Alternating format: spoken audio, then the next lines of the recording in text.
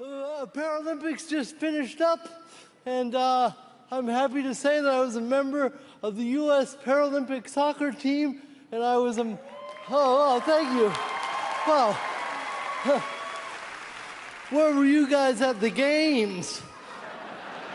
Could have used those 18 claps. All right, no. A little late, guys, a little late. I know some of you maybe don't know what the Paralympics are. It's the Olympics for people with physical disabilities. It's the second largest sporting event on the planet. Second only... Oh, hey guys, I only got 2 minutes, so please shut up.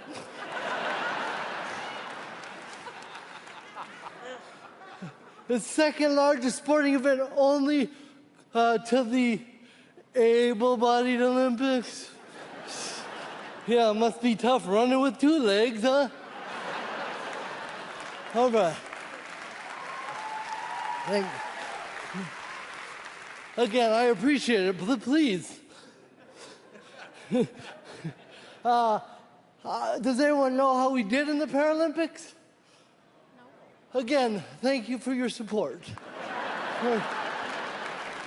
Let's just say me and my teammates didn't have to worry about getting tested for any performance-enhancing drugs. I remember I played against the Russian team. I was but a spectator on the field, just watching other players. Okay, well, there's nothing even wrong with that guy right there. You better get a neurologist out here. I got injured in one of the games, and my coach had the nerve to put me on the disabled list. Come on.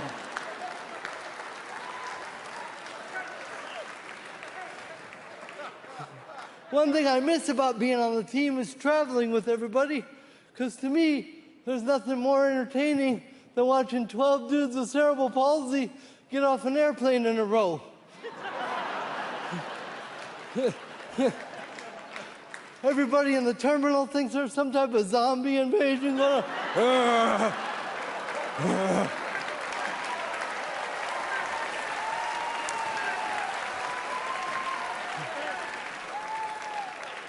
He's the goalie. Yeah. None of us really walk like that. We just like messing around. One thing I don't miss about being on the team is our coach used to make us dress alike, which is great, representing your great, beautiful country. But we're already a bunch of crippled dudes trying not to stick out as it is. Now you got us all wearing the same goofy-ass tracksuit. All I'm saying, Coach, is just give us a chance. People walking by us like, oh, that's nice. They took them to the mall. Yeah.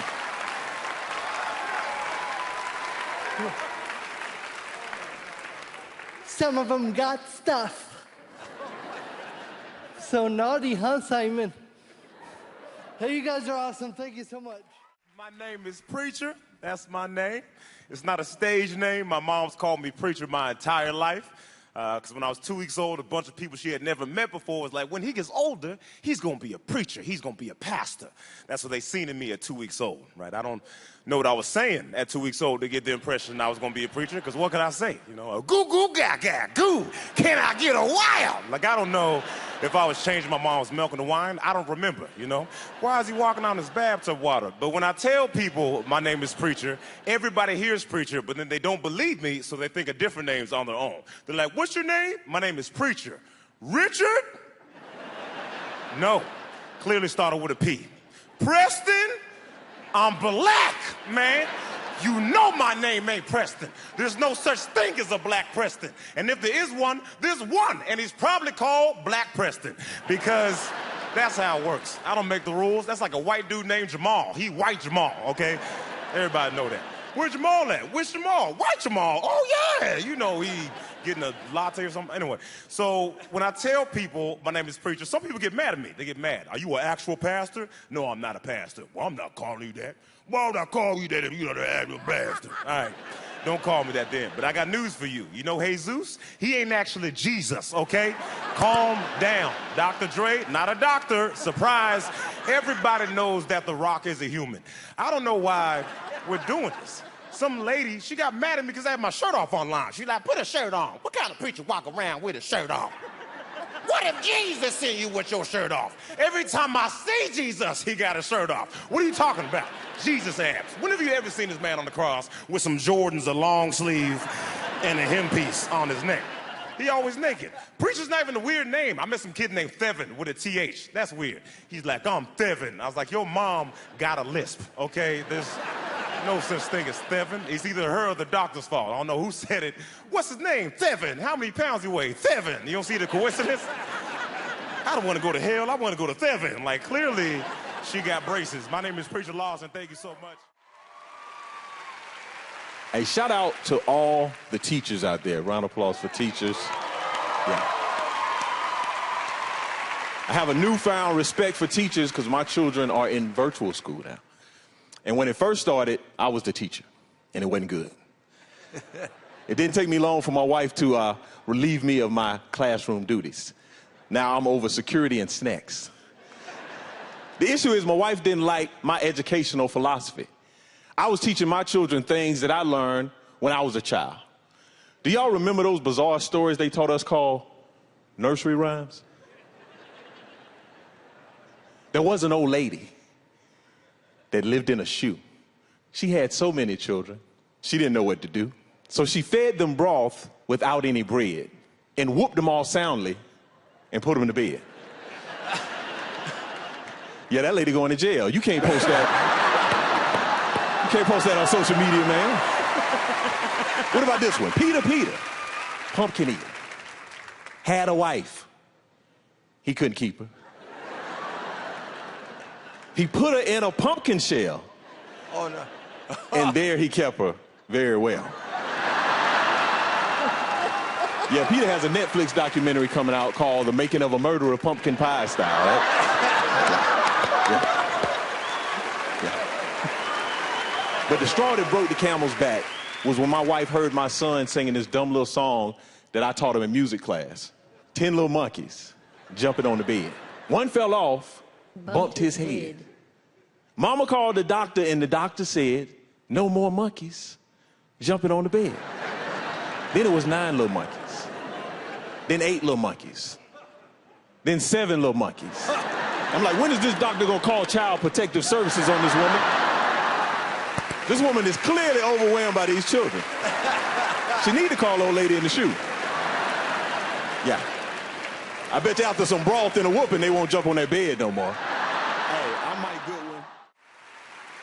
I'm glad to be back on stage, man. I've been quarantined for 8 months. It was awful. I've been doing nothing but watching documentaries on serial killers. Have you seen these guys? My God, white people have won that battle. My roommate's actually white, and he's like, this is racist. Not all white people are serial killers. I'm like, well, it looks like all serial killers are white here, buddy. We're on season 14. Come on, you know what I'm saying? It's a clean sweep. Let's go. And I feel bad because white people are actually the only people in the world that can be serial killers. There's no other ethnicity in the world that can get away with 8 unsolved murders in a row. You know what I'm saying? Like, you don't think black people want to be serial killers? Of course they do. They cannot. Could you imagine a black serial killer? He would get pulled over on the way to getting supplies. He hasn't even done anything yet. Come on. Indians, Asians, Hispanics, we can't be serial killers. Our family's way too nosy. My mom's an old Indian lady. She's a snitch. My mom will just show up. Where is the rope? What happened to the duct tape? Where is the bleach? I'm calling the cops. I'm like, come on, Mom, you raised me. Don't do this. I'm your son. Come on. The quarantine sucked for all comedians. We all went broke. When you're broke, it's tough to pay bills even if you have money. There are too many passwords. I know. How are we supposed to remember this? I got the Verizon bill last week. I had to crack the Da Vinci Code to pay this. It took too long. I have the bill in front of me. I called them up. I'm like, what's up, Verizon? It's me, Kabir Singh. Let's do this. Come on.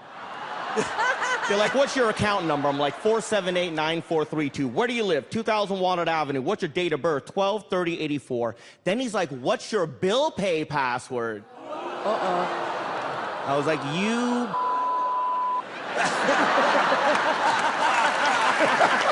I was like, I don't know what that is, and I think you know that I don't know what that is. Let me just pay this. He's like, I need your bill pay password. I need to make sure it's you. I'm like, who's out there paying other people's bills? Come on. That was fun. It was an absolute honor performing for you guys. Yes, yes. I feel that way about this look too, guys. I feel that way about this look too. I am excited to be here. I'm so excited to be here. Not just because it's the finals, but it's also my 4-year wedding anniversary this month. And thank you. Thank you for clapping, because it ain't easy. Marriage is not easy, right? You're not always going to see eye to eye. You got to be prepared to argue, right? Lucky for my husband, I wake up every day ready to fight. Yeah, that's right. Yeah, we argue and we fight, but we're both in therapy. Yeah, you ever argue with a healthy person? It is annoying. Because we get into these big blow-up fights, and then I come back in, and I'm like, I realize my reaction to the previous situation is actually based on trauma from a former relationship that I shouldn't bring into this current space. Yeah. I know. And then my husband's like, I want you to know that I hear you, and I see you. I'm like, I don't like us. I don't like us right now. I don't want to be that couple. You got to appreciate the little things, right? Like, I appreciate the fact that my husband is forgetful. Because it works out in my favor. Like a couple of weeks ago when I was traveling with our son, and he forgot that I can still see the baby monitor that's at home. Oh. Yeah. And I got a notification that there was motion and sound in my bedroom. And I thought, shall we investigate? So I did. I opened up the app, and I saw my husband having a fake argument with me. And he was getting into it. He looked like a battle rapper. He was like, I was like, damn. I would have been mad, but I couldn't stop laughing at how he thinks he's gonna talk to me during our next argument. Right? I was like, woo-hoo. I was like, imaginary me, you gonna put up with that? Because not real me, right? You gotta know your opponent. That's how you win. That's how you win. Me and my husband, we know each other very well. My biggest flaw he has to deal with, I'm a jealous woman. Nobody likes jealous people. We know. Stop telling us. Every boyfriend I ever had is like, why don't you just trust me? I'm like, that's not how this works. No, now put on your ankle monitor and go have fun. I'll be watching. Thank you. I'm grateful for your time, guys.